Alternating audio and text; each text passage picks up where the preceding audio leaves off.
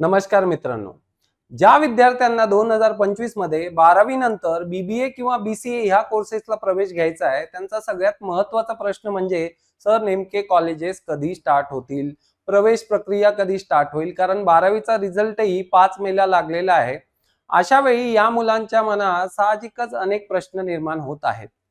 त्याच दरम्यान जे प्रायव्हेट कॉलेजेस आहेत किंवा प्रायव्हेट युनिव्हर्सिटीज आहेत, त्यांच्याही एंट्रन्स एक्झाम झालेल्या आहेत, त्यांच्या प्रवेश प्रक्रिया सुरू झालेल्या आहेत. अशा वेळी मुलांमध्ये असा प्रश्न निर्माण होतो की सर नेमकं ह्या सीईटी नंतर, आता ही सीईटी म्हणजे कोणती, महाराष्ट्र सीईटी सेलने जी सीईटी कंडक्ट केली होती 29 एप्रिल, 30 एप्रिल आणि 2 मे रोजी, या मुलांचा रिझल्ट कधी लागेल, त्यानंतर कॅप राऊंड कधी स्टार्ट होतील, त्यानंतर ऍडमिशन कधी होईल, कॉलेजेस कधी स्टार्ट होतील, हा सगळ्यात महत्त्वाचा प्रश्न आहे. त्या उलट प्रायव्हेट युनिव्हर्सिटीजने ऑलरेडी ऍडमिशन प्रोसिजर स्टार्ट केलेली आहे, कारण 12वीचा रिझल्ट लागलेला आहे.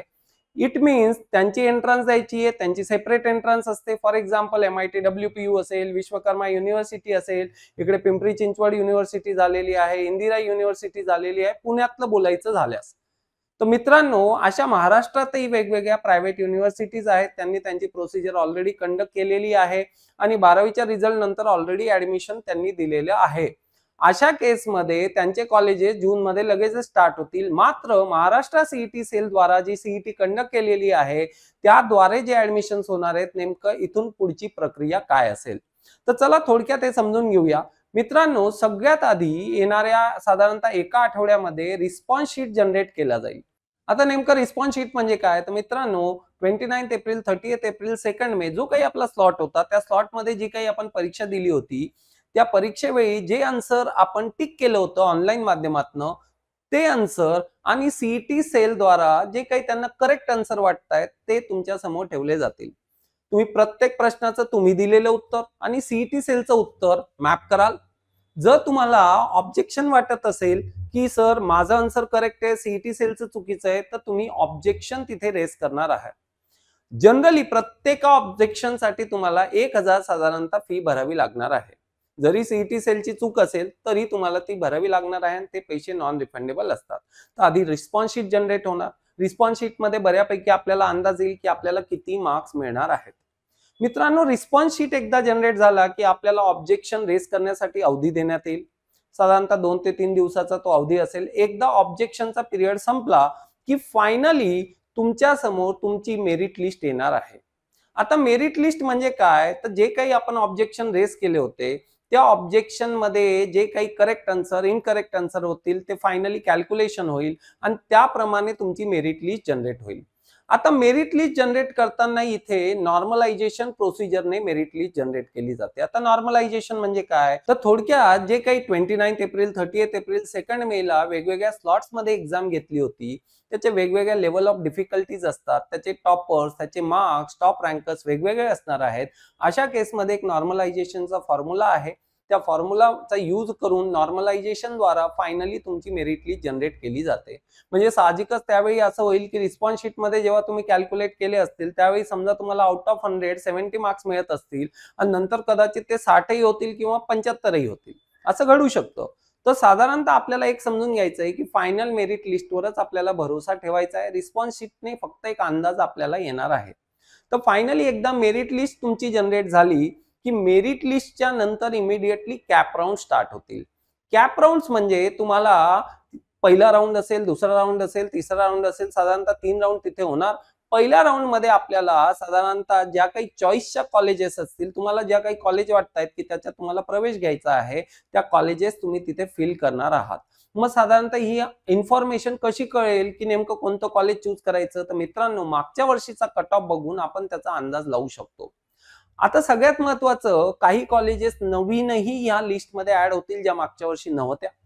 काही कॉलेजेस एखाद्या वेळी बाहेरही पडतील, जनरली असं होणं नॉर्मली शक्य नाही, पण नवीन कॉलेजेस डेफिनेटली याच्यात ऍड ऑन होणार आहेत. समजा काही इंजिनिअरिंग कॉलेजेस किंवा मॅनेजमेंट कॉलेजेस या लिस्टमध्ये ऍड झाल्या तर डेफिनेटली याचा बेनिफिट आपल्याला चांगल्या पद्धतीने घेता येईल. तर मित्रांनो, एकदा तुम्ही कॉलेजेसची लिस्ट कॅप राउंड 1 मध्ये प्रोसेस केली, तर राउंड 1, राउंड 2, राउंड 3 या माध्यमातून तुमचे ऍडमिशन म्हणजे प्रवेश प्रक्रिया पूर्ण होईल आणि त्यानंतरच तुमचे कॉलेजेस स्टार्ट होतील. तर साधारणतः एक अंदाज बांधला तर जुलै एंड पर्यंत ही प्रोसिजर कंप्लीट होणार आणि साधारणतः 1 ऑगस्ट पासून तुमचं कॉलेज चालू होईल असं आपण गृहीत धरू. तर मित्रांनो, सध्या रिलॅक्स राहा. इंजिनिअरिंगचेही कॉलेजेस जे आहेत सगळे कॅप राउंड्स अँड ऑल सगळे प्रोसिजर संपत बराचसा अवधी होत असतो. म्हणून याच्यात घाई करू नका. जरी आपला 12वीचा रिझल्ट लागलेला आहे, आधी आपण कोर्स फायनलाइज करा की बीबीए मध्ये प्लेन बीबीए करायचंय, बीबीए आयबी करायचंय, बीबीए आयबी म्हणजे इंटरनॅशनल बिझनेस करायचंय किंवा आपल्याला बीएमएस सारखा कोर्स करायचा आहे, बीबीएम सारखा कोर्स करायचा आहे. जरी इथे 2 नावं लिहिली आहेत मी, बीबीए आणि बीसीए, तरी मित्रांनो आपल्याकडे बीबीएमचाही पर्याय आहे, बीएमएसचाही पर्याय आहे. मुंबईत जनरली बीबीएम आणि बीएमएस चे कॉलेजेस जास्त असतात आणि राहिला विषय पुण्यातला, तर पुण्यात बीबीए आणि बीसीए हे 2 कोर्सेस आहेत.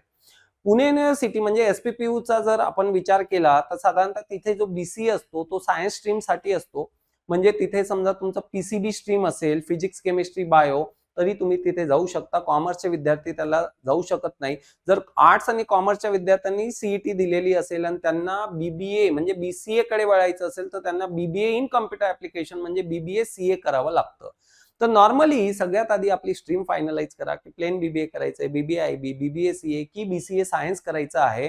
त्याच्या अकॉर्डिंगली काही कॉलेजेस जी आहे त्याची माहिती घेणं हे गरजेचं आहे. मागच्या अनेक व्हिडिओमध्ये मी या सगळ्या कॉलेजेसची लिस्टही आपल्याला दाखवली होती की कुठल्या कॉलेजेस अवेलेबल आहेत, कुठल्या कॉलेजेसमध्ये आपण प्लॅन करू शकता, कुठल्या कॉलेजचा कट ऑफ नेमका कसा बघायचा, तर एक अंदाज आपल्याला बांधता येईल. आणि त्या अकॉर्डिंगली आपल्याकडे जर कॉलेजेसची लिस्ट ऑलरेडी रेडी असेल तर आपल्याला कॉलेजेसची लिस्ट फर्स्ट राऊंड मध्ये इमिडिएटली टाकता येईल आणि त्याप्रमाणे आपलं काम सोपं होईल. अदरवाईज मित्रांनो, जर आपण पॅनिक होत असाल की 12वीचा रिझल्ट लागला, बाकीचे बीए बीकॉम किंवा बाकी बीएससी चे जे कॉलेजेस आहेत ते जून जुलै मध्ये स्टार्ट होतील, मात्र आमचं कॉलेज ऑगस्ट मध्ये होईल, अशा विद्यार्थ्यांनी लक्षात ठेवा की जर आपला कोर्स हा फायनलाइज झाला असेल मित्रांनो, तर अशा वेळी मात्र आपल्याला इमिडिएटली अकॅडमिकचा अभ्यासाकडे वळालं पाहिजे. पण कोर्स हा फायनलाइज त्या केसमध्ये झाला पाहिजे. तर एनएचजी अकॅडमीची आपण याच्यासाठी मदत घेऊ शकता. फ्री ऑफ कॉस्ट काउन्सिलिंग साठी येऊ शकता की नेमकं सर हा आमचा कोर्स हा फायनलाइज झालेला आहे, अंदाजे आम्ही ही कॉलेजेस निवडलेली आहेत, समजा कॉलेजेसचा अंदाज नसेल त्या केसमध्येही आमची मदत आपल्याला होऊ शकते. आणि मित्रांनो, एकदा तुमचा कोर्स ठरला, अंदाजे कॉलेज ठरल्या, सिटी ठरली की आम्ही तुम्हाला अकॅडमिकचा अंदाज देऊ शकतो. अकॅडमिक्स म्हणजे मित्रांनो कोणते विषय फर्स्ट सेमेस्टरला असतील त्याचा अभ्यास जर आपण थोडा थोडा आतापासून स्टार्ट केला तर कॉलेज चालू झाल्यानंतर आपण झिरो नसाल तर कॉलेजमध्ये डे 1 ला आपण हिरो असाल, हे लक्षात ठेवा. एनएचजी अकॅडमीची टीम डेफिनेटली याच्यासाठी मदत करते. गेल्या 18 वर्षापासून आम्ही बीबीए बीसीए यासारख्या कोर्सेसचं अकॅडमिक सुद्धा कंडक्ट करतो. तर अशा केसमध्ये एनएचजी अकॅडमीची निश्चितच आपल्या करिअर डेव्हलपमेंटमध्ये मदत होईल. धन्यवाद.